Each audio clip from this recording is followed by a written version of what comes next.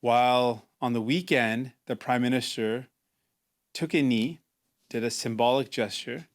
At the same time, the same government, Prime Minister Trudeau's government, was drafting a bill to punish people who need help, who are desperate, who are struggling, and to threaten to put them in jail and to give these people who need help massive penalties.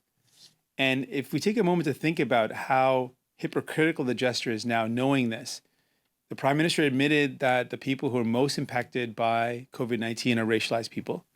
We're in a moment where we're talking about police brutality, over-incarceration of people, and they're putting forward, what we're hearing is bills that will criminalize people who just applied because they needed help. At the same time, the government's own spokespeople, MPs, like the parliamentary secretary, Adam Vaughan, were out on Twitter telling people, just apply, don't worry. We had Minister Qualtrough saying, no, people won't be penalized.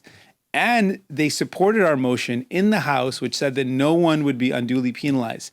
Despite all of this on one hand, and the Prime Minister taking a knee, they wrote a bill that, as far as we know right now, the details put out right now, is one that's going to criminalize someone retroactively for applying with massive fines and potentially jail time.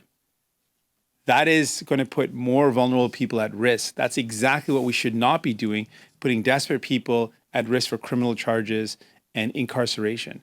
This is wholly irresponsible. It's wrong-headed. It is the exact opposite of what needs to happen. It seems like the Liberals have adopted the conservative frame that you need to make people desperate to get back to work. They're adopting the same position and talking points as the Conservatives. What we've said from the beginning, and we'll continue to say, for people to get back to work, they want to work. Work has to be safe. They need to know that they have paid sick leave and that they have access to childcare. If those conditions are there, people will work. Absolutely, and they want to work. And I reject the conservative and liberal framing that people need to be desperate to be able to work. I think that's a wrong approach.